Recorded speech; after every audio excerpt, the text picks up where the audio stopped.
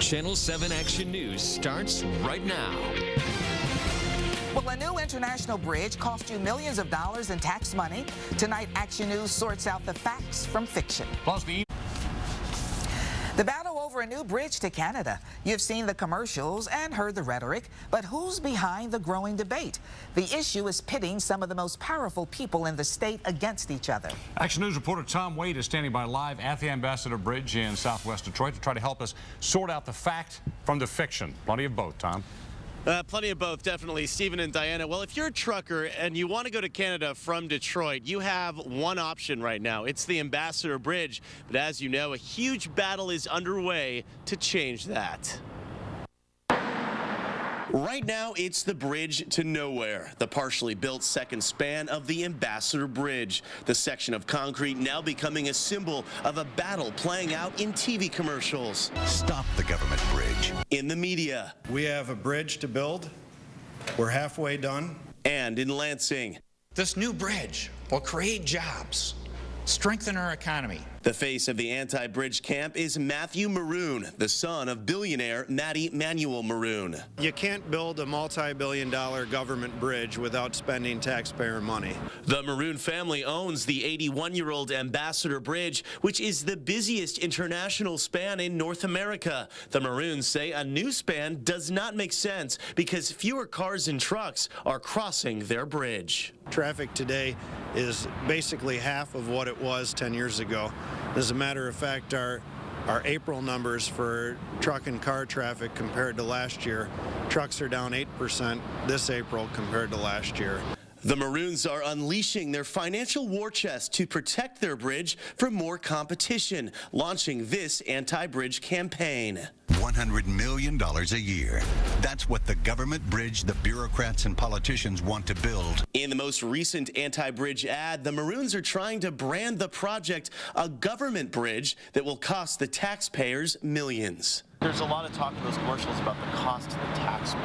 That's right. Is it fair to say your concerns are more centered on your own profits and your family's business than they really are for Michigan taxpayers? Well, we care about them both, right?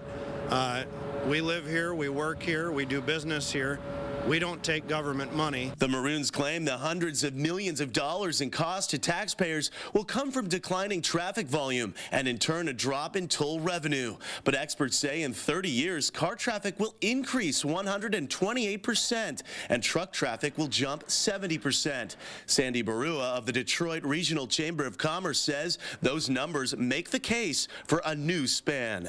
And in the outside chance, the tolls don't repay back the Canadian loans, the worst thing that happens to us as Michiganders is that we have to pay back our very best friends in the world at a future date at a discounted rate. Snyder is promising the bridge will cost Michiganders little, if any, money. The governor says the new span will be paid for through a federal grant, private investment, and from a $550 million loan from the Canadian government. But turnaround consultant Patrick O'Keefe, who has no affiliation with either side of this debate, says he has concerns that a new bridge will pay for itself. To date, I have not seen a study that justifies a second bridge other than for homeland security issues that, if the bridge were to go down, it would be nice to have a second one. O'Keefe believes it's possible the push for a new bridge may be driven partly by public versus private. And I think there's been a general aversion to having such a valuable asset in terms of international trade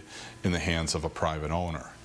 But I don't know economically that anybody has justified a second bridge. The bottom line, the success of a new bridge depends on projections, and we won't know if those come to fruition until years down the road. And when ground could be broken on a new bridge is pretty unclear at this point. Lawmakers in Lansing are in the initial phases of drafting those plans. And of course, we'll keep you posted.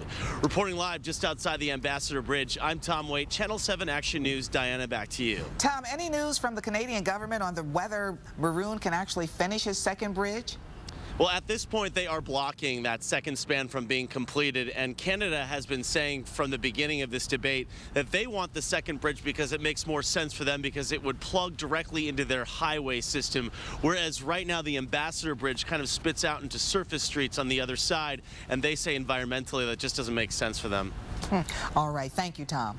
The Ambassador Bridge has spanned the Detroit River for more than 80 years. Construction took just 2 years way back then when it was completed in 1929. The bridge is 7,500 feet long. When it opened, the Ambassador was the longest suspended central span in the entire world, but lost that title just 2 years later to the George Washington Bridge linking New York and New Jersey.